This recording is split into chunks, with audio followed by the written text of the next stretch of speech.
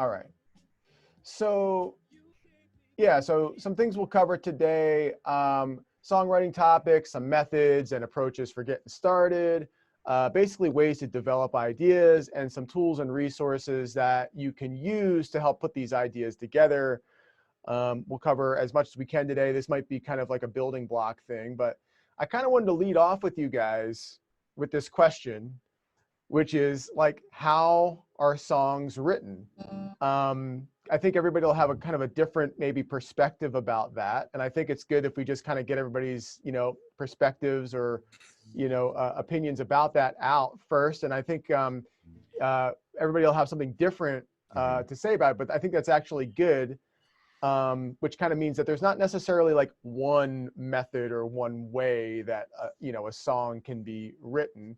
But I kind of thought it would be a good question to lead off with, like, how are songs written? Like, how does it get to the point where somebody has an idea, I guess, and then it becomes a recording that people can listen to, to that end result thing. And then as I was thinking about this, like, and maybe the question should be like, how is a good song written? Because anybody, you know what I mean? Because anybody can kind of throw some stuff onto a recording and go, hey, it's a song or whatever. But let's say it's a good song, whatever that means to you, or a song that you like, or that kind of thing. So I'm going to lead off that question. I think it'd be good to kind of hear from everybody, like, what their thoughts are. How are songs written? Maybe if you have experience writing songs, that kind of thing. And I don't know. Let me see. I'll ask first. Let me see who's here. Is Mike? Are you here? Yep, I'm here. Okay. Well, Mike, I thought, I'll start with you. Like, how, when you think of how are songs written, you have any ideas about, that process or how that might work? Well, I personally have never written any song myself, so I really wouldn't know where to start, except for that maybe what I think might happen is that you'd come up with, just myself. I know I play a lot, just kind of noodling around, coming up with different melodies, things like that catch my ear. Mm-hmm. And I kind of end up incorporating those as things to just add structure or ability to come up with those types of licks whenever I'm playing. So I would imagine maybe just that noodling around, coming up with different, melodies, maybe that becomes like a bass structure to build around. And then if you know what those notes are, maybe building chords around that. That would be my guess, but. Sure. Yeah, absolutely. I think like it could start by just kind of experimenting or noodling around and seeing if you play something and it's like it catches your ear and it's like, okay, that's a good idea to roll with and maybe kind of building off of that. Cool. Steve, how about you? Like what would your thoughts be? Oh, Mike, so I always thought that can you hear me? I can, yeah. Okay, I wasn't sure if my other mute was on. I always thought that you'd start with the melody. Uh-huh. I mean, well, and then I saw, I don't know if anyone saw Rocket Man, which is really interesting. Is that the Elton John documentary? Yeah, where Bernie Taupin, brought the poetry basically to him. Yeah. And then he sat down and just like, read it and like put the music to it. It was, quite incredible how. So was it kind of like the lyrics came first? Yes, I think that's more rare. Yes. I don't think that's usually how it's done, but in that case, yeah, the lyrics were first. Right. Okay, and it's interesting because they were a songwriting duo, right? Yeah. Where Elton John he didn't write any lyrics. Nope, no lyrics. And so Bernie Taupin kind of wrote them first. That's kind of interesting. Now, like, I know in classical music there was this era. I can't remember if it was like around the 1700s where there was this whole concept called like text painting, and this is similar to what you're talking about, Steve, in terms of the lyrics came first. So what was happening in text painting was like there was poetry, or they were actually like plays that were written, and then the composer had to write music that was based off of the lyrics or the written word first. So the written word came first, and then the music came second as an inspiration. So Yeah, that's actually one, that's definitely a way that it could start too. So two different ways here. It's like kind of starting with a noodling idea and seeing like, okay, Yeah. does it catch the ear? Or, oh, here's a written thing first, and what imagery does that create in the mind, and how does the music relate to that imagery? So there's definitely pieces that, like, I know in classical that are designed to capture that. I think there's a piece like called Waterfalls. So it was kind of written about waterfalls, and the piano has like these cascading kind of parts to kind of mimic that. So, but that's interesting. Cool stuff. Let me ask you, Mark. You might have some more experience writing tunes. What do you think about the, getting started, or where tunes come from, or the whole process, maybe in your experience or just in general? Uh, my experience is that everything that people have said so far are true. And Mm-hmm. for me, it depends on, because I have a group of friends that we get together and we'll write. It depends on whether you're writing by yourself or writing with other people. Right. Okay. And if you're starting with a musical idea or subject matter, which is kind Cool. of what you guys were saying before. So usually if I'm just on my own, it's what Mike was saying, like you're noodling around and you come up with an idea that you think, oh, okay, that sounds pretty good. And you start hammering on it. And maybe that idea reminds you of something, whether that reminds you of an existing band or it reminds you of a feeling or a genre. And then you kind of go with that. Okay. Specifically, like, oh, I have to not, like this sounds too much like Radiohead. I have to do something to make it not sound like Radiohead. Sure. But when I'm working with other people, it can be a mix. Like when it'll either be that one of us will bring one of those musical ideas and then everybody starts kind of playing around with it and riffing on it. And, by the end, it may sound nothing like the original, but the original idea was at least the springboard. Right. The flip side is that what we do sometimes is we'll start either with some lyrics that somebody wrote, and the lyrics will kind of imply a kind of song, either a genre or a feel. Uh-huh. Or we'll start with an idea. Like for us, it's goofy. We have a big list of just interesting song titles. Mm-hmm. So grab a title and we'll think, okay, what does this title sound like? Well, this sounds like, Yeah.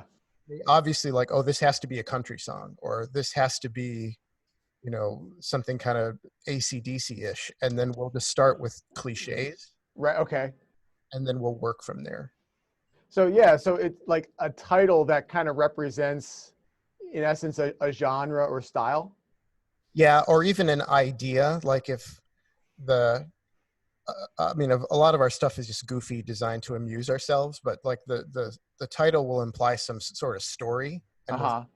what's a good mood for this story? Like this is going to be kind of sad, or this is going to be upbeat, or this is goofy, and then that'll eventually lead to an idea or at least a genre. Like we'll think like, oh, this has to be a funk song, so let's try to do something funky.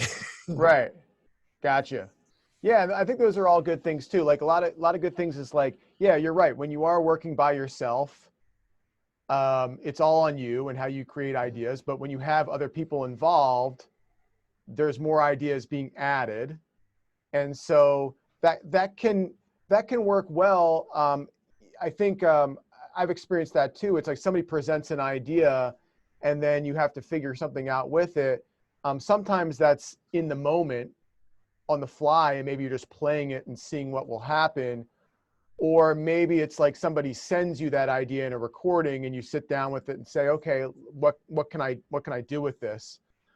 And I know examples of both. Like, for example, I remember watching the Neil Peart kind of documentary of him explaining his drumming. I think this was in the early 90s, where what happened with the band Rush is they started doing that. They said, we used to get together in a room and throw ideas out at one another and see what we would come up with. And then it turned into each player would record a part, send it out to the next player. They would workshop it and then come back in to meet instead, and then give themselves time to kind of work out a better idea of what they wanted to put together musically than what just kind of first happened. So that was actually a good point that you brought up in terms of what happens when you have other people involved. Could be a good thing. sometimes it's like too many cooks in the kitchen, right? So there's too many ideas or too many opinions, and it's just maybe people don't agree on something, and you know, trying to make progress with it or move forward. Maybe some people don't dig a certain section. It just kind of dies for a little bit until it kind of like until you find something that everybody kind of agrees on. But I think that's all good stuff there. I try to take notes on all this here. Let's get some other ideas out. Like Matt, how about you? In terms of thoughts on this. I have no experience writing a song. If I was to define writing a song, I would say pick a key, make a 1-5-6-4 progression, structure it with an intro, verse, chorus, solo, bridge, verse, chorus, outro, and slap some lyrics on it and put a pretty face and call it a day. There you go. I think that's kind of what's going on in the record industry these days, or it seems like it. Yeah. Well, that's a good idea. Yeah, like first, yeah, okay, so pick a key, which is a good place to start. Where's your source of material? That's a musical entity versus a feeling or a mood or a style or a genre is another way to think, right? You can use stuff that you already know. We know that the 1-5-6-4 progression is a very popular, common progression that sounds good. It works. You know, so we start with that. You said, okay, so we have some lyrics, you know, and a melody. And the other thing that what you were telling me with that, Matt, is like you're referring to me like song structure too. Sure. You know what I mean? So like that's another, like, what is the structure? Verse, chorus, bridge, chorus is a very common structure. And so I think that's another thing about, like, you know, thinking about to write, maybe it's good to have that as a model. Of course, not all songs follow a typical song structure. Sure. But that might be a good one to start with. Maybe just kind of start with a structure. Say, okay, let me work with this and see where it goes from that direction. So that's good. I like that. Let me see. Daniel, are you there? Yes, Daniel. Matt. Yes. Daniel, I know you're kind of probably new to this as well, but what do you think about in terms of, you know, how a song is written or getting started with it? Yeah, I never written a song myself. I think maybe somebody already talked about that. Maybe in your mind, you will have a melody. Yep. And then you try to express your melody. Maybe then you can think about the note and sound, your chord. And then maybe later on you can make the song complete by adding other structures to maybe other drum and other equipment to that. Yeah. Other instruments involved too. Yeah. Cool. Yeah, and I think that's also the other thing is to look at is like, okay, so you have the song, but then there's also something like the other instruments being involved makes up the idea of what we call is like the arrangement. So what is the instrumentation? What it could be just acoustic guitar and vocals. It could be full band. It could be you know, a variety of things. And then what are all the instruments doing within the framework of, let's say the song is the general basic framework, but then what do all the other people do within that framework instrumentation wise? What are their parts? Maybe there are things in terms of the arrangement, there are certain like rhythmic hits or things like that could happen in songs that make songs, I think, either identifiable or catchy or however you want to look at that. So that's a good point too. Other instruments and things like that. And we mentioned melodies. I think, you know, melody and chords, those are the two components that are just kind of starting, I think, as primary concepts that you need generally in a song. And so that's good. So let me check real quick. Did I get everybody who's in here? So yeah. Okay, so we covered everybody. So this is all good stuff. And everybody really had something kind of different to say to that, which I think is the point. Like there's so many different things that you can think about in terms of how you want to get started. And certain things work better for other people. You know, I know some people like to think of the melody first and build around that. I know people that like to think, okay, here's a style or a genre first, and then I'll model something off of that. So I think the thing is when you have different ways of going about it, then it keeps the creative process moving forward, which I think is the key. So we don't get into the writer's block element of things. Okay, so I had some notes here: components of songs, melody, accompaniment, arrangement, rhythmic figures, tempo, groove, feel. What's the mood? I think we were talking about that. Like, you know, is it a sad tune? Is it a happy tune? Is it, I don't know, whatever in between, all the emotions that we have in music. The story, what's the story behind the song? All right. Now, for those of you guys who haven't really, you know, written a song or getting into this, I think some things to know about the process. Like, there really is no like set amount of time that it should take to write a song. You know, like some songs happen quick. Some of the greatest songs happen quick. It was just an idea and it just got rolling. But some songs take a while. So I think the key thing with that is knowing it takes time to develop it and just being patient throughout the process and not feeling like it should be coming faster or something like that. I think of when you're writing music and being creative that a lot of it is more about like the journey of you going through that process than necessarily the end result. Like the end result is cool. And I think the end result turns into, you know, I think having it recorded or being able to play it for somebody, and that's the end result of the tune. But the journey getting to that point, I think is really the thing to really what it's all about in terms of the process and learning during that process.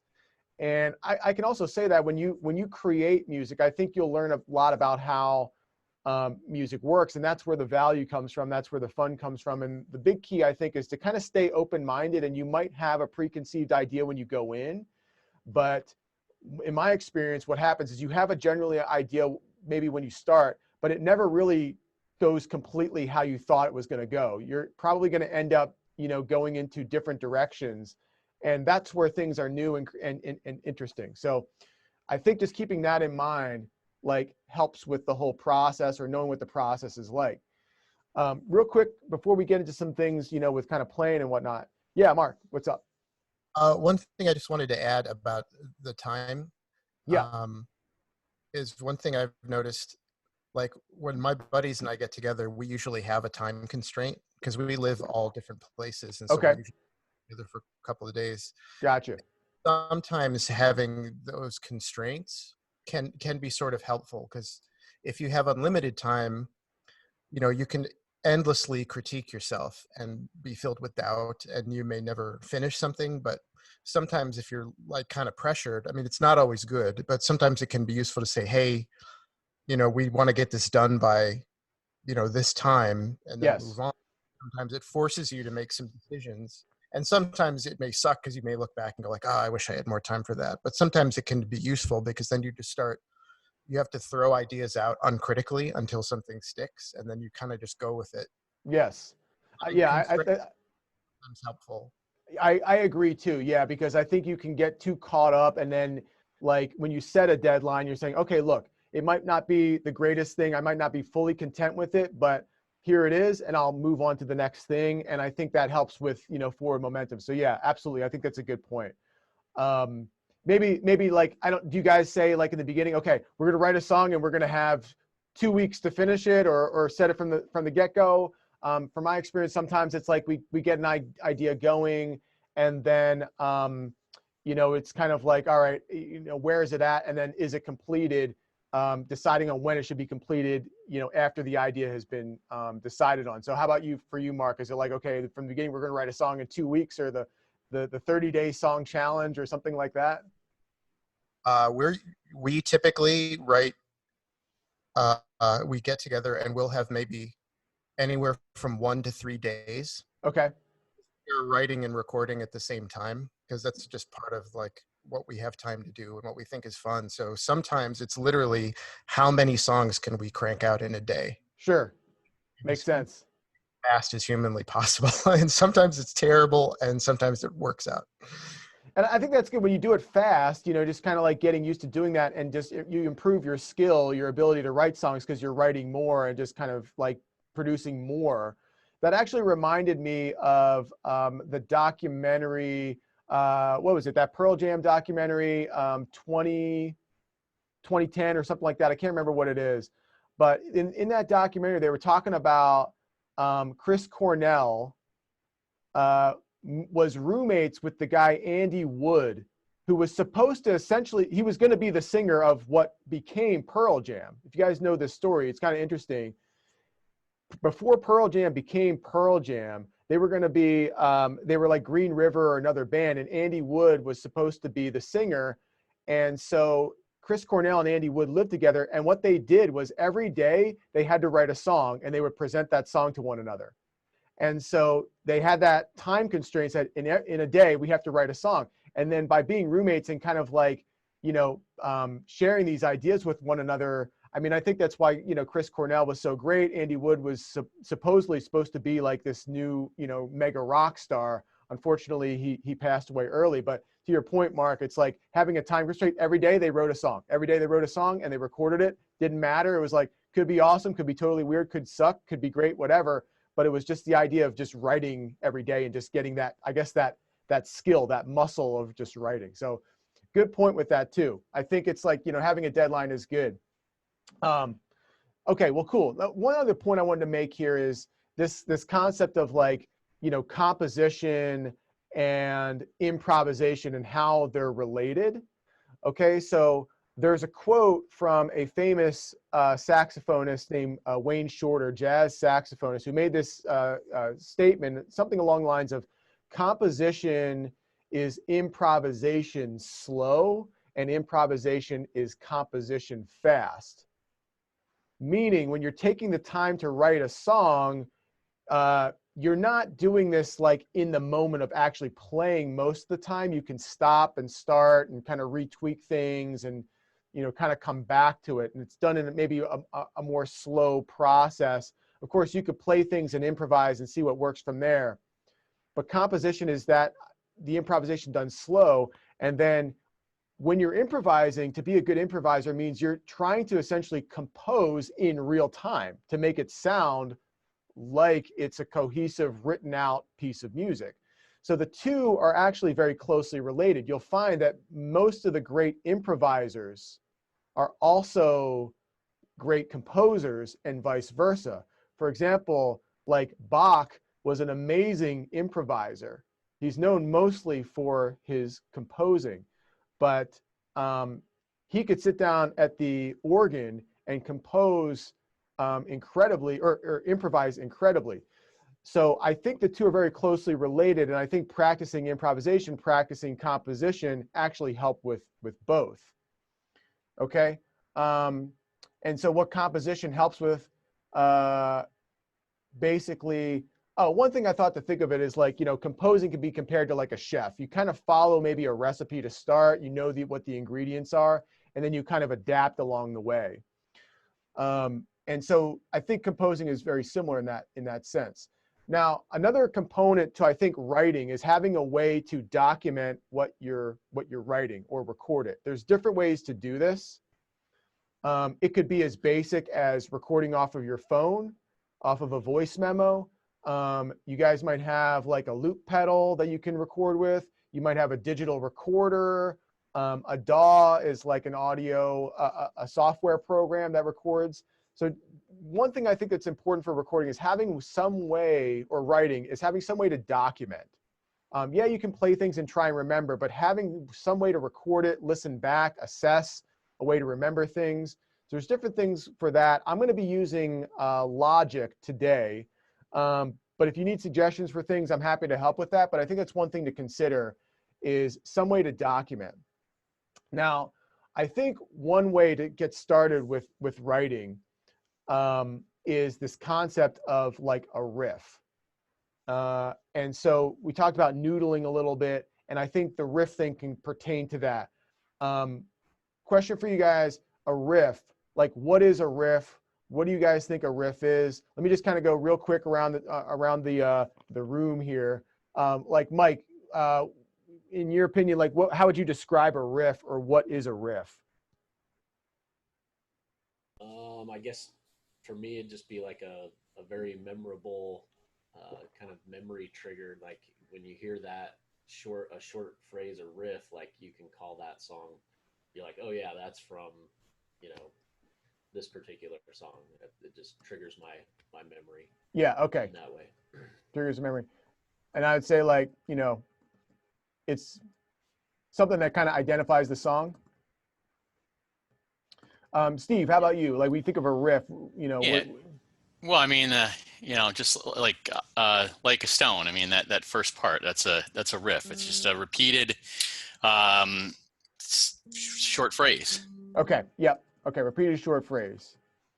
I think that kind of sums it up, right? I mean, if we went around the room, I think everybody would kind of think of things the same way. There are different kinds of riffs. Like we could think of examples like, of tunes, like a stone. How about you guys? I thought of some examples of some riff tunes. Throw out some names of some tunes. Like who could think of like another riff tune? Breakdown. Okay, cool. Yeah, so the Tom Petty tune, Breakdown. What else? Let's throw some riff tunes as just examples, so everybody kind of knows. Have some things to kind of reference, I guess. Like I think of like what is it? The Ozzy Osbourne tune? Is it Iron Lung or whatever it is? Iron Man. Iron Man. Yeah, Iron Man. Yeah, and that was on my list too. I mean, look, Iron Man and tunes like that, and the classic rock, the '70s stuff, like they're tunes basically made up of all riffs. That was the whole thing of riff rock. So yeah, the main riff from Iron Man, and then there's actually several other riffs in that tune. So that's a great example. What else? You guys think of anything else? Whole Lot of Love. Yeah, Whole Lot of Love. Yeah, Led Zeppelin, for sure. Okay, so yeah, I think so. This is one thing. I'm thinking about writing a riff here and having some examples or songs as references for riffs. They're short passages. I think this is a good way to get started with writing a tune. This is what I had, a short repeated melodic pattern. It's thematic, it's catchy. It can be played by any instrument, by the way, right? So a riff can be on the bass, a riff could be on the guitar, a riff could be on the piano, a riff could be kind of some kind of vocal melody or something. So a riff could be played on any instrument. Some examples of riffs like Heartbreaker, Zeppelin, Running Down a Dream we've looked at, Funk 49, Iron Man, Whole Lot of Love. We looked at Sissy Strut on Wednesday. So Beat It by Michael Jackson. Like these are all riffs. Okay, so I think that's where maybe a good place to start. When writing a tune, a good place to start is like to model a song. We've kind of identified some songs that are like riff based. And then we think of like, what makes up a riff? Well, a riff is primarily using like, a scale, arpeggio, chord tone, maybe intervals, things like that. Generally like a scale is what you're using to create a riff. That's a good place to start. Okay, so could the riff be part of the progression as well? Like clearly something distinct, like Breakdown or those other examples, or Wish You Were Here, right? I mean, that's got like very distinct. But what about like the progression in like 25 or 6/4? I mean, that has like some distinctness to it, but is it too generic to be considered a riff because it is just the progression? I think that's a good point. And like the progression and it's the rhythm of that progression is more like a rhythm guitar accompaniment kind of thing versus maybe like it being like a riff is more like an identifiable factor, like a melodic idea. So, and to this point, I think like what differentiates the two, like if you were to play Breakdown in a song, record that song and release it, sure, you would probably get sued or you would get blocked or something because that's identical. But if you were to play the progression, the chord progressions, you can't copyright a chord progression. I get that, but what if I played 25 or 6/4 exactly the same, right? If I was like, yes, I mean, you could say like maybe because of the chord and the rhythm combined that maybe that creates a riff, and that's too much of a definable factor that's too similar to 25 or 6/4. So maybe it is a riff in that sense. Okay, I was just curious if there was like this technical delineation, I guess. Well, and here's an example, right? So like the Red Hot Chili Peppers, when they released like Stadium Arcadium, basically had a chord progression that was Mary Jane's Last Dance. So, and I think Tom Petty sued him. So it was the same progression. It wasn't the melody idea, but it was the same chords and the same rhythm that was played. And Tom Petty was like, dude, that's Mary Jane's Last Dance. You guys can't freaking do that. They sued Sam Smith for, Tom Petty sued Sam Smith for Lay With Me. Yeah. Was that for, I don't know the tune, was it like the melody aspect of it, or was it something? Yeah, it was partially for the melody aspect. It was the, I'm terrible at singing, so I'm not going to try. But there was a specific part in the melody where, like, I feel like if you listen to it, you could be like, I could somewhat like see a relation, but it wasn't I don't know. Right, it's up for debate, right? Totally, it's yeah. like so some judge who doesn't know anything about music has to make a decision on, is this similar enough to I guess confirm that it's been ripped off or not. I think some things are blatantly obvious. I think, like, if you guys know the Chili Peppers tune I'm talking about, I don't know what it was called, but basically it was the same.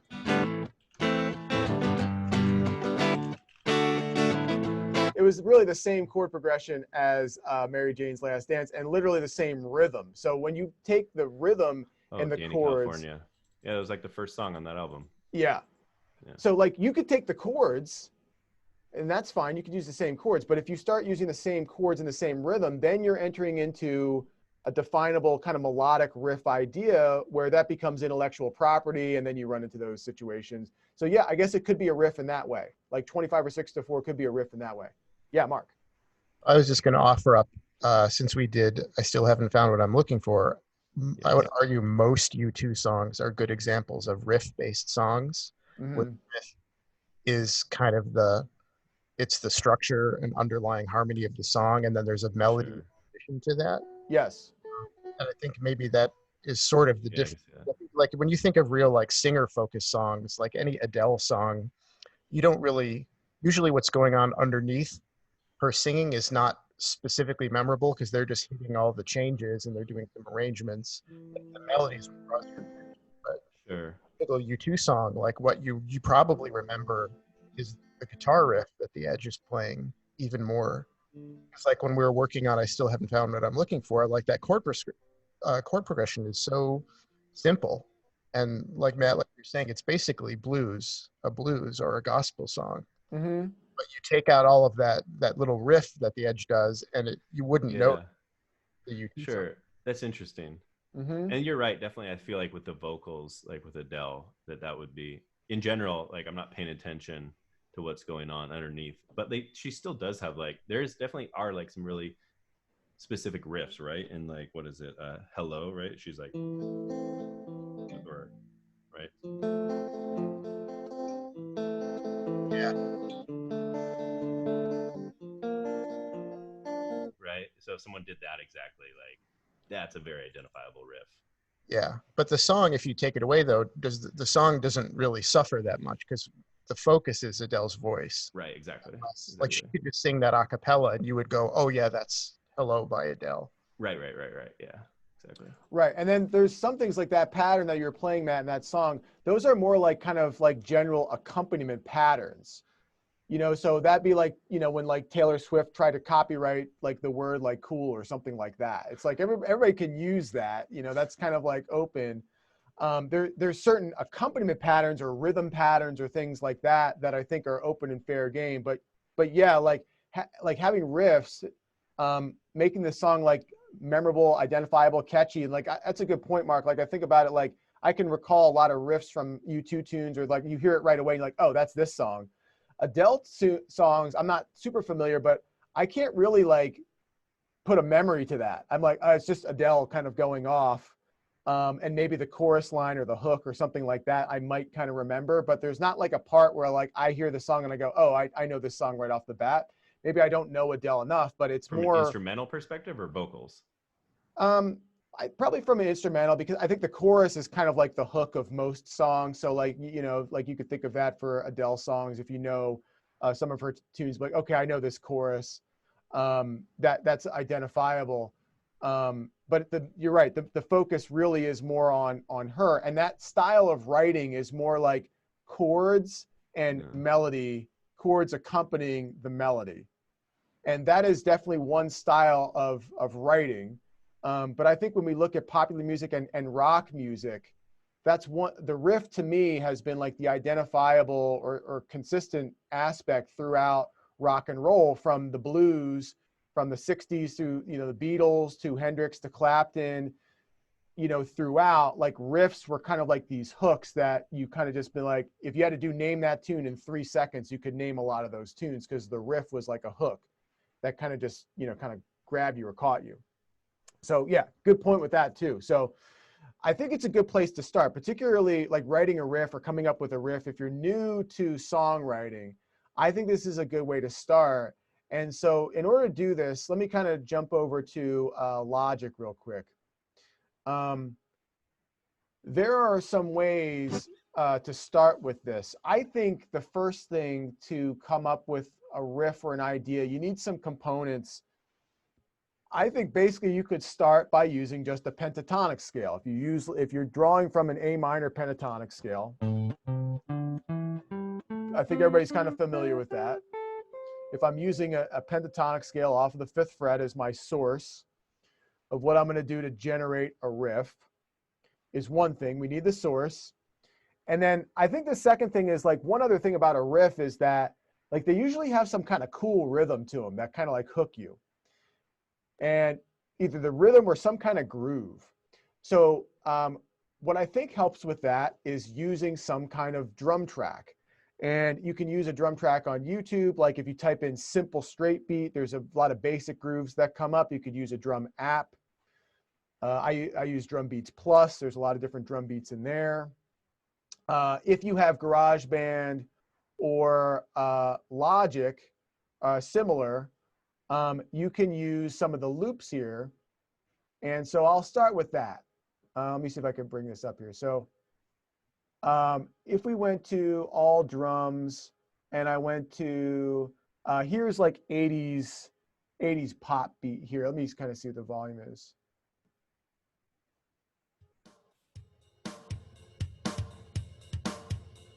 Can you guys hear that okay? Okay, cool. All right, so here's just a drum beat here to start with. Now, we got the drum beat, also thinking about the tempo. 120 is kind of like, I don't know, moderate speed.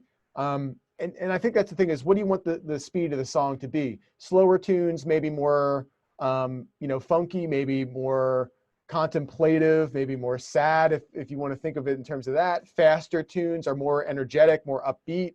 So maybe the mood that you're trying to go for, one or the other. I'm going to drop this down to 90 because it's kind of like, I think, the wheelhouse for that kind of like funky kind of, realm. So I'm going to drop this down to I'm going to go to 92 just because I like 92. All right. So, and then all I'm going to do is just drop this in here. All right. Now, it could be on an app, something like that. Any way that you can get a drum beat. I think, Audacity is another free program that you can work with this stuff. So all I'm going to do is just copy this beat here. And let me move this out of the way here. And just starting with that. Let me drop some stuff here. Just kind of loop it for a while. Okay, so here's my loop. Here's just the same beat going on for however long. Turn that down a little bit.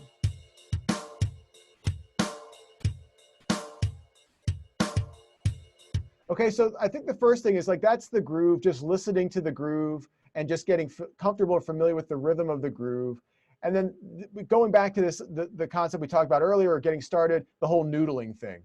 This is one way to start. Just start noodling along with the drum beat. Using the scale, the A minor pentatonic scale is fine. And I'm going to record it as well. Because what I'm going to do is I'm just going to noodle with it for about a minute. Sometimes it might be longer to see if you find something along the way. I'm going to try and keep it short. I'm going to record it. And the idea is so I can listen back. So if there's something that I liked or sounded cool, I'm going to try and go back and grab that and take that and kind of refine that or mold that into my riff. Okay, so I'm going to do that. I'll give you guys the opportunity to do it as well. And going over here real quick, the other thing is, like, you're thinking of the riff. Let's say I'm thinking of like more of the classic rock kind of riff-oriented things. So I'm going to think about guitar tone now. And I'm going to think about maybe having a little bit of an overdriven, dirty signal so the riff has a little bit more beef to it. So what I'm going to do for that is, if you guys have pedal boards or things like that, you can do that. What's cool about Logic is that you can go into like the library. Here's electric guitar and bass. And I'm going to go into like an amp model. just to kind of dial in a sound. There's a lot of different things here. I like this one called Double Driven. It's kind of a cool tone where it kind of doubles the guitars and whatnot.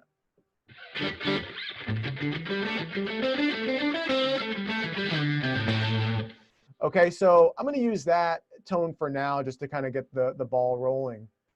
And what I'm going to do is I'm just going to play with this. I'm going to record it. And then just to give you guys an idea a little bit. And then what I'm going to do is I'm going to play just the drum track back to you guys, and you can try some stuff out. And if you can, like if you have your phones nearby, like see if you could pull up like a voice memo or something like that, so you can record yourself as you're playing back too. So you can kind of like have that documented, listen back and see what you like about it.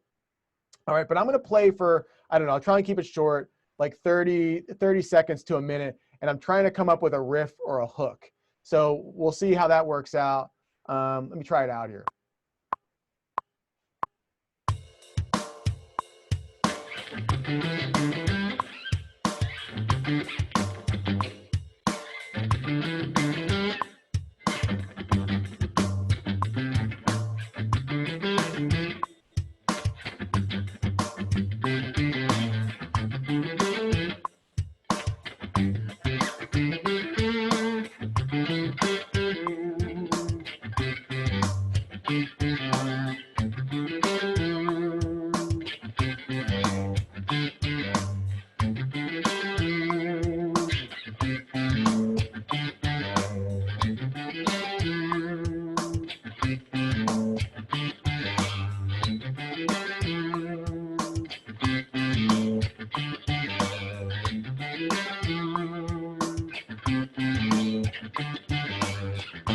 Okay, so I think that's going to work for me for now, like just to see if I can come up with something.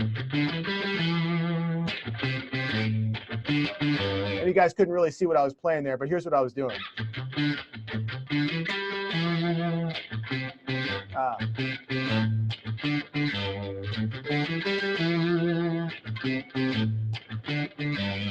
Okay, so the riff here, what I was doing, first of all, I just kind of noodled. I'm listening to what's going on. I mean, look, I could talk through the process a little bit, but I'd like you guys to try this. I'm just going to play the drum track. Just noodle with the scale. If you have your phone out, just hit record, you know, with whatever you can pick up. I know we don't have like the best audio configuration, but I'm going to let it roll for a little bit for you guys. Just try it out, record it, and we'll come back on the other side and kind of go from there, all right? So let me roll this track, the drum beat for you guys. Try it out, and I'll see you guys in about a minute or so. Here we go.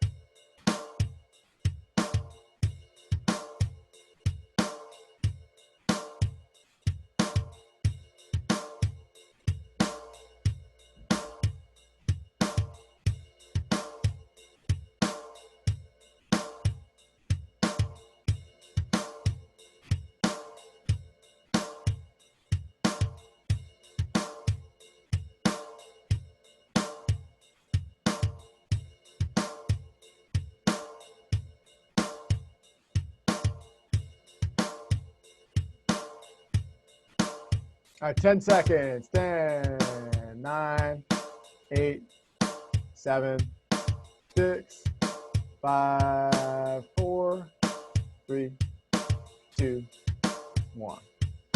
Okay, I think that was about a minute or so. How'd that go for you guys? Were you able to kind of come up with anything that you kind of liked, riff-oriented? A little bit? Okay. So now this is where when you record it, you know, as you're playing, it's hard to kind of assess what you're doing and or to maybe retain it. So that's why it's good if you record it, you can go back and listen back like, oh, that was pretty cool, and maybe relearn what you came up with and or tweak it a little bit so that it sounds the way you want it to sound. Okay. So one thing about the riff thing is there, as I'm playing it through, I think most riffs, I don't know if they're all of them, but a lot of riffs are 2-bar phrases. Or I like the riff that's like a 2-bar phrase because it's long enough where it's like it stays interesting, but short enough where you don't lose people. So my 2-bar riff, first bar was, let me go back to my guitar tone here. All I did was walk up the scale. I started on beat 1. 1 E and a 2 E and. I just walked up the scale. And I ended on the E here, on the 7th fret. That's the first bar. And by ending here, that keeps it kind of open-ended because it's not the root, it's not an A. So I can have like a second measure, second bar where I can respond to that as like a call and response. So, and then the second bar, so I went from the A, C, D. So that was my second bar. And again, I didn't end on the A. I didn't resolve. I like to keep it open because I'm going to start back over again on the A. So one thing about it is writing a 2-bar phrase, I'm trying to avoid sitting on that A too long because then it starts to sound like when you're coming up with a statement or a phrase, it's kind of like short statements in writing where it's like there's a period after 3 words. I went to the store. I bought some milk. I paid the cashier. I drove home. And I opened my door and put the milk in the fridge. Versus like a story where I went to the store and I looked for some milk, but it was all gone. But while I was there, some dude tripped in the aisle and fell into a bunch of cereal and knocked everything over. I don't know, maybe that's more interesting. The point is like saying like just keeping it a longer phrase and not having it just be 2 short sentences. And the way I did that was not resolving back on the A, the root, and having a 2-bar phrase. All right. Okay. So once I know that that's the idea, here's what I'm going to do. If you guys can still see my Logic project here, you guys can still see Logic? Okay. So what I'm going to do is I'm going to save this. All right. I'm not going to listen to it right now. I would, but I'm going to save it because I might want to listen to it later and say, hey, what else did I do here? I'm going to double my track. I'll mute this. And now all I'm going to do is I'm going to lay this riff down as one component here. Now it's going to be like more of a finished idea in a sense. So here it is.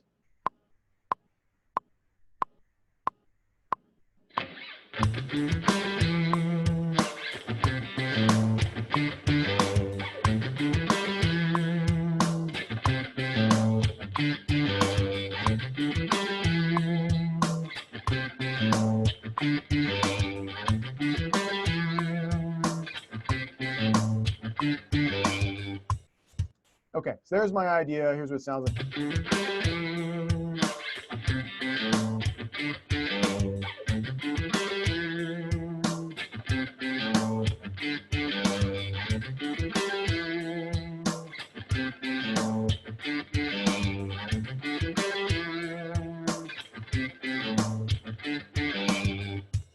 I did it 4 times.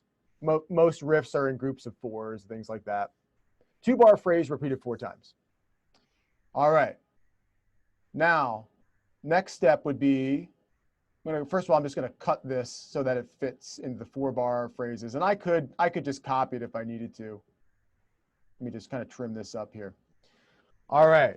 Now, the next thought that I have is, and this is going to thinking of other songs. We talked about other riff songs, using those as examples or using those as models. When we think about those riff songs, what are some other things that happen with that? Well, I'll say this, listening to a lot of riff songs, a lot of times the guitar and the bass will double one another, and it sounds really cool. Zeppelin stuff. I used to listen to a lot of Rage Against the Machine stuff, a lot of doubling, Black Sabbath, same thing. Now, what you can do is, if you don't have a bass, I'm going to play it on the bass, but if you don't have a bass, if you have a pedal board, you can use your, what's like your octave thing, or your bass setting. You literally just play the same thing using your octave, just doubling it up, thickening it up that way. So like in Logic here, like, I don't know, here's this track. I'm going to copy it. If I go over here to the pedal board, like your virtual pedal board, there is the, let's see, the octo fuzz. Can you guys see my pedal board, the virtual pedal board here? Yeah, okay. Yeah. So yeah, here it is. So Dr. Octave. It's an octave pedal, right? If you don't have an octave pedal, just use like maybe your guitar. Your bass strings are they're low anyway. It's kind of cool when you double the guitar part anyway. I'll get back to that in a second. But here's my octave pedal. I probably don't need to use both.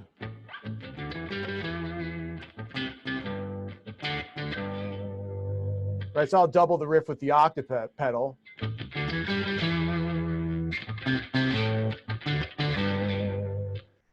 So you can, if you don't have a bass, you can double it that way, okay? Now, I do have a bass, and so I'm gonna do that. I'm gonna go to guitar. I'm gonna go to a bass track here, and I'm just gonna lay down the bass part here. So I'm gonna drop in. Here's electric guitar and bass. I'm gonna go to clean bass, and I like the hi-fi DI as a starting point. Yeah, Mark. I was just going to say another thing you can do if you don't have a bass is roll the tone all the way down on your guitar. Yeah.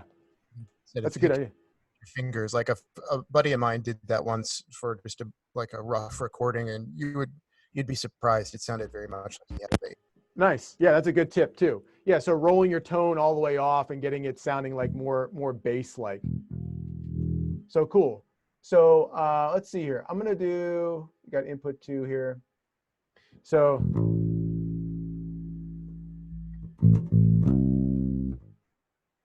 all right, so now what I'm going to do is I'm just going to double the part with the bass here. So let's try that out. See if I know what I'm playing here.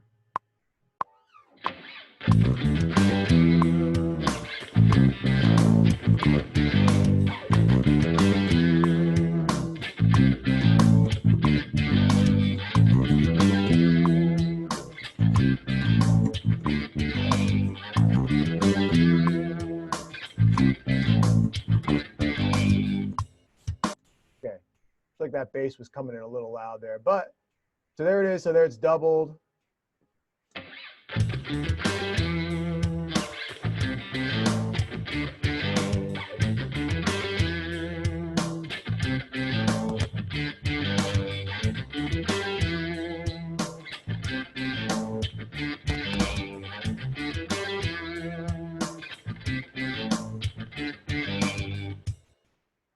All right. So that's one way, one approach to start. Now hopefully the wheels are starting to turn. It's like, okay, now where does it go? Where do I move from here? Okay, so let's think of, again, modeling a song, using a song as a reference. So I'm going to go back to Like a Stone. The riff in Like a Stone is not an overdriven riff to start. It's kind of more open and spacey, and maybe more wider intervallically, less rhythmically active. So I'm going to try to utilize that idea, that concept, as a second section. So to do that, what'll happen in a lot of tunes is the bass will maintain the riff, but the guitar will split off into something like that, something more like open-ended and melodic. Okay, so what I'm going to do is I'm going to take this bass track here, and I'm just going to double that, or maybe copy that and just paste that over here. I'll paste it a few times because I want you guys to try this too. So now the idea is going to be using the same scale. I'm going to play something that's like a stone-ish over it. So for that, let me go to a guitar track, and I want like a clean tone here. So I'm going to go over here, and I'm going to go to, I don't know, what's this echo biter? And what do we got here? It's a little, okay, it's a little bit distorted. I don't want that. I want like a clean tone. And I'm thinking more like, okay, well, what's going on with, you know, Tom Morello's thing? He's got like a tremolo deal on it. So we'll go to clean guitar. And then here's like echo stack. All right, so cool. So we got.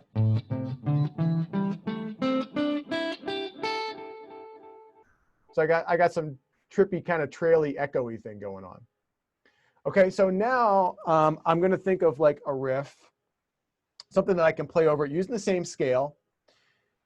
And the first thing I'll do is I'm just going to improvise with it and see if I come up with a pattern that sounds cool. I'll give you guys an opportunity to do it. I think I'm running through I copied it like 3 times, and I'll record it.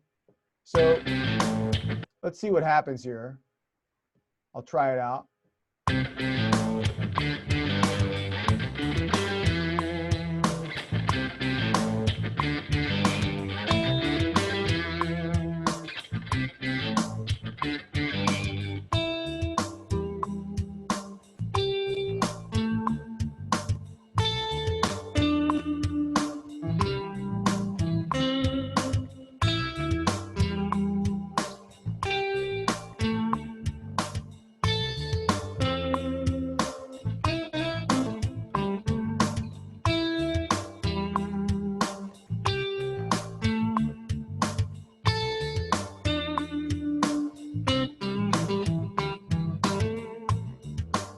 All right, so and I'm also trying to cop the rhythm too, the 1 and the end of 2. I'm just trying to mimic the same rhythm there. And then I would listen back. Let's have you guys try that though. Okay, so I'm going to play that bass track. And so if you think of the rhythm for Like a Stone, it's 1, 2, and 3, 4, 1, 2, and 3, 4, and so on. Actually, I don't know if you guys could hear that. Okay, so you just use that as a starting point. You're just changing the notes around within the pentatonic scale and seeing what happens. All right, so I'm going to play it back to you guys. Try it out. I'll let it roll a few times, see how it goes. Let me mute this track here. All right, here we go. Let me back it up here for you. Here we go. So 1, 2, 3, 4, and 1.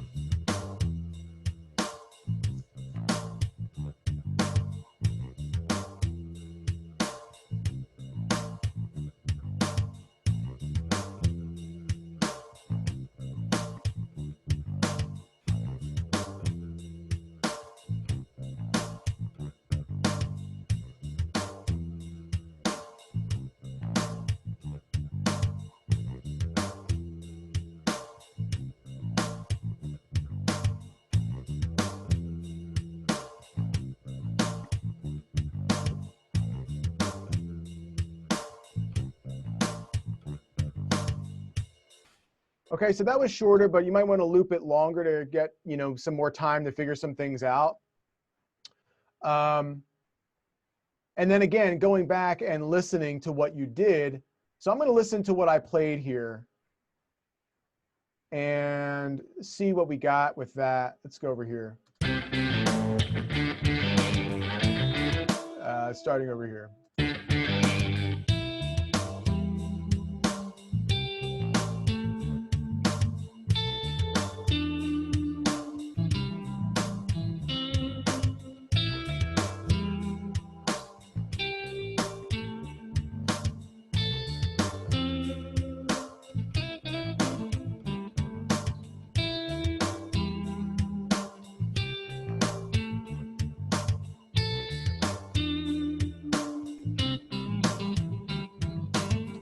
Okay, so as I'm going through it, like the first three phrases, the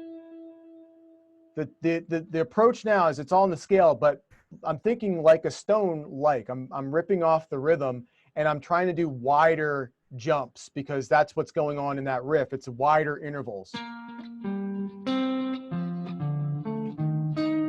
Right, so they're wider intervals. So now I'm going.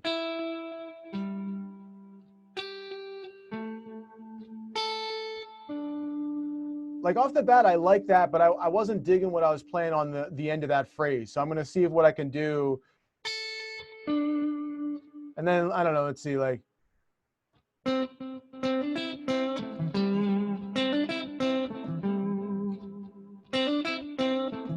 about that?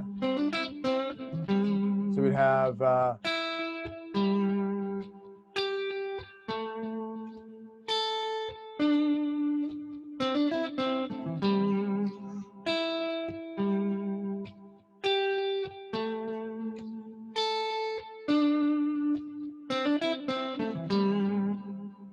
Something just maybe more rhythmically active at the end of it. All right. Now, I'm going to just lay that down real quick. Maybe I shouldn't have deleted that, but oh well, here we go.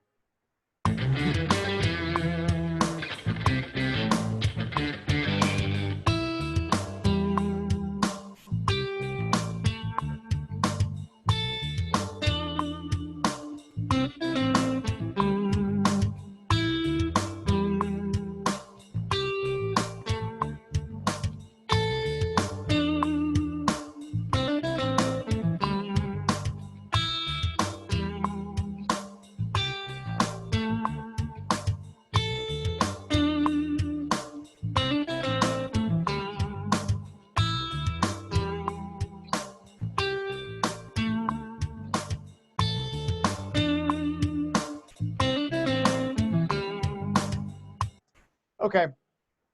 So, and actually, I think I played a different idea at the end there. It's like, okay, I had the idea and just rolling with it, but that's what happened. Now, as I'm putting that together, let me just go over here real quick. Now I have two sections. I mean, the whole song could be kind of built off of this riff, right? So I could have done, oh, okay, cool. Let's check this guy. This is what I'm talking about in terms of the discovery process going on here. So here to here, put the little highlight bar here. Basically what happened was the riff was a 2-bar phrase that I repeated 4 times. Here's the double-driven guitar, and here's the bass. Okay? But when I came up with that second part, let me get this out of the way here. It doubled in length. So it turned it into, it went from 8 bars to a 16-bar phrase. So what that presented to me is like, okay, cool. I think that's actually good so that I have different lengths of sections. So for more contrast, I think contrast is obviously good to keep the music interesting. So the phrase structure now has changed, right? It went from a 2-bar phrase, which was the guitar, and the bass continued that 2-bar phrase, to like a stone idea is a 4-bar phrase. And he repeats that twice. Well, he repeats it 4 times. But basically, the phrase structure has changed now to a 4-bar phrase. Okay? So all I'm going to do is I'm just going to drop the riff back in over here. Let's put that here. And I'm going to drop this bass back in over here. And then I would like listen back. To me already, I'm like, okay, I have an A section, I have a B section, or a verse and chorus, if you want to think of it that way. Maybe the song starts off with that, you know, riff, the doubling, and it's kind of intense in the beginning, and then it breaks down into kind of a more of a mellow thing. But now just for perspective, this is why recording is good. So now you can kind of put these things together, listen back, and make evaluations from there. Let's just listen to it real quick. Here's what we got.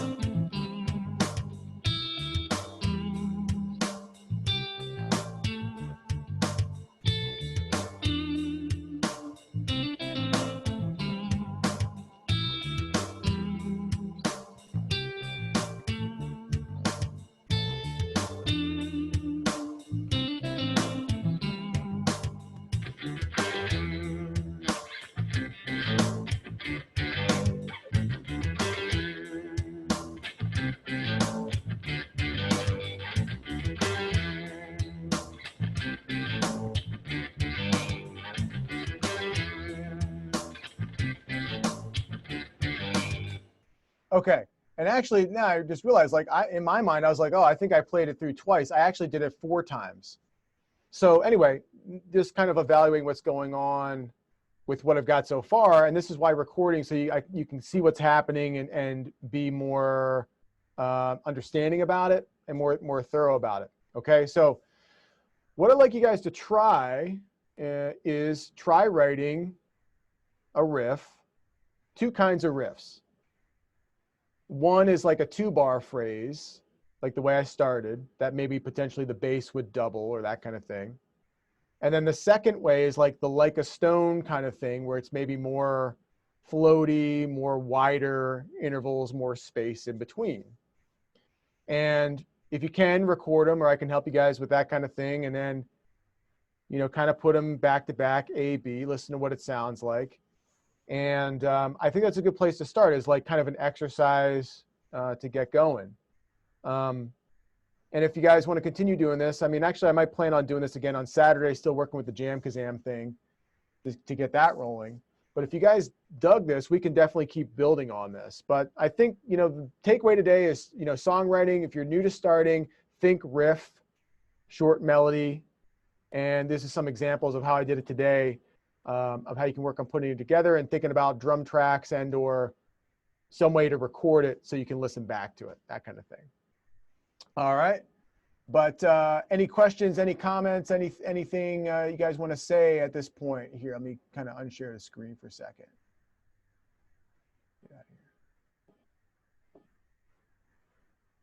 Was this helpful to you guys in terms of, you know, just some approaches or ways to think about tunes or that kind of thing? Awesome.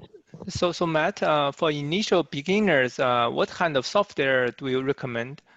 How much is Logic Pro X if we want to purchase that? So Logic Pro X is, well, first of all, it's a Mac. It's a Mac product.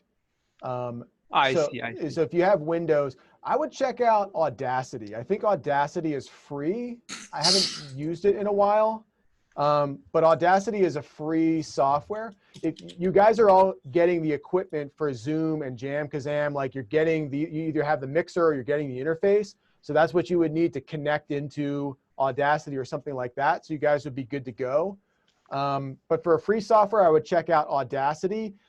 And if you guys have any suggestions, like Mark, if you can think of anything, like maybe some good ways to start, what do you think, Mark? Well, I think another free one for Windows is Reaper. I want to say Reaper? that's okay.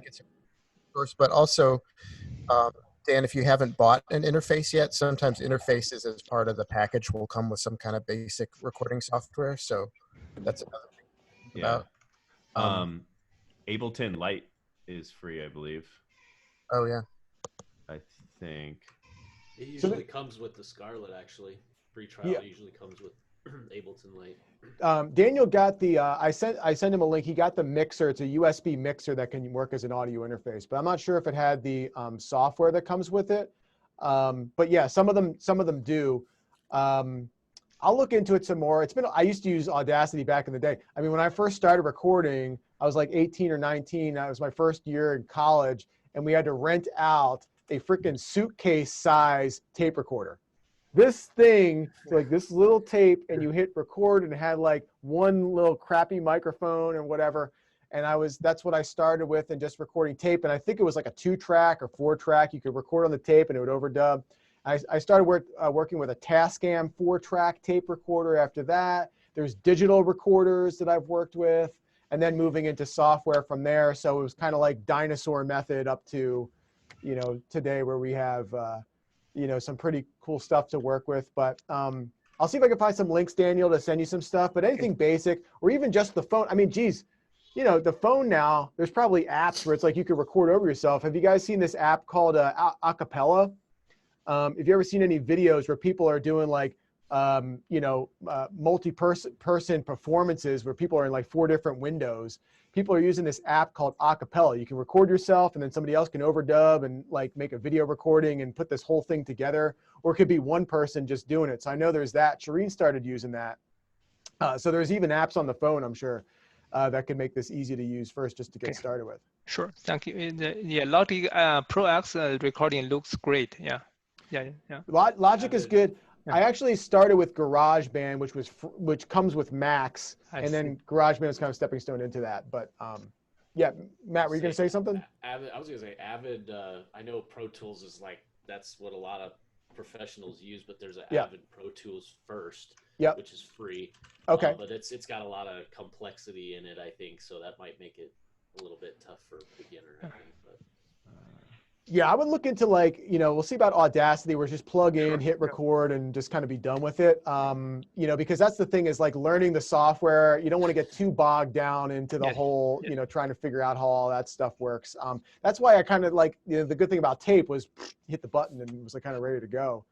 And even like the digital recorders, I kind of stayed away from the software thing for a while, because like I can't wrap my head around that yet. But it was kind of a gradual process.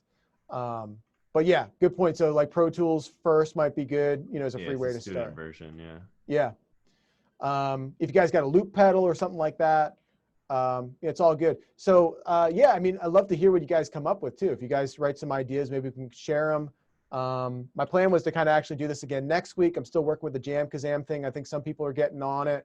Help you guys work on it as well. Kind of schedule some times where we can kind of meet up on that as well. Might be thinking about, keeping the Saturday or a Friday. I'll keep you guys, posted on it. But yeah, I just got my, the Focus, right? You probably can't see it. It's too dark, but the Scarlett Solo. Nice. Okay. Awesome. But then I've got the other one coming in the mail too. What other one did you buy? The other one I bought was that 4-track one that Matt had in his video. Oh, from Amazon. The Behringer one? Yeah. Yep. Behringer. Okay. 404. Okay.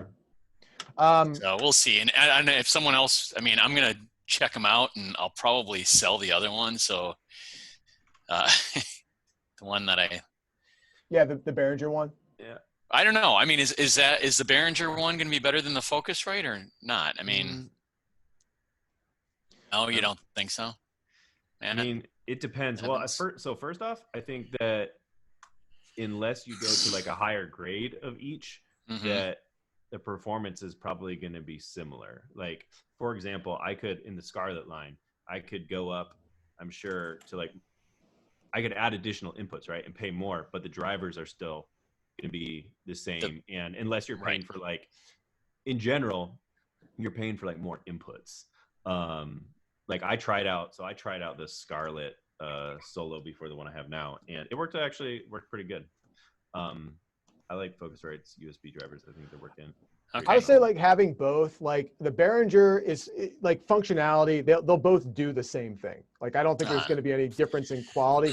I think for the Behringer has 4 channels, so that gives you some more options in terms of that. One thing about the Behringer was that like for some reason the volume you can also control it, or at least I can control it on my computer too. So I had to increase it on my computer, which generally the audio interface is supposed to take over all of your audio and just use it that way. So I mean, but other than that, I think they're both fine. They're both really, they'll work fine. I have both. So do I need to have a headset for that? or headphones for that, or can I use just the USB, the ones that I have on? I mean, and go through the computer, or do I need to plug it right directly into the? Yeah, you'll need to go right into the interface, because that's your interface is going to become your sound source. Right. Yeah. So you'll go into that, and then the thing is, like, your microphone on your headset, I don't know if the microphone is going to be capable at that point, going through the interface. Well, it's right, not. There's no USB input on the interface. Right. But So it's just one way. Steve.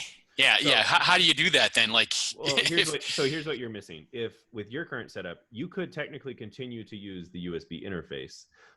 Sorry, your USB mic, with your interface, right? But you would lose any direct monitoring functionality with that. Okay. So generally, what you for like this type of thing that Matt just showcased here for writing a song, that's when you would want the direct monitoring, or Jam Kazam, so Jam Kazam is different, right? Because that's like they're giving the audio back to you, right? Yeah. Okay, I see. Got it. So but technically, though, even with Logic, if you have the input set, it's gonna you could still have it go out to your USB. Yeah. So real quick, Steve, do you have a microphone that you can connect to the interface? No. Okay. All right. I don't think so. I mean, I might have one from like Rock Band or something. I think it might have the same. An XLR? I don't know. Just the Scarlett only has 1/4 inch. Right. I think I might have a 1/4 inch. Because the other ones. Yeah. Yeah. Microphone, but. All right. So I'll tell you what, we'll work all that stuff out. We'll get you set up, Steve. Right. I'm going to set some things up. I'll email you guys to coordinate. I got to end the meeting because I got another class at 2 that I'm running. Okay. Hope this was fun for you guys, and I will be in touch soon. We'll work all the details out. All right. Bye. Cool, see you guys. All right. Have a good weekend. I'll see you guys later. All right. Thank you, Matt. Yep. Thanks, guys. See you later, guys.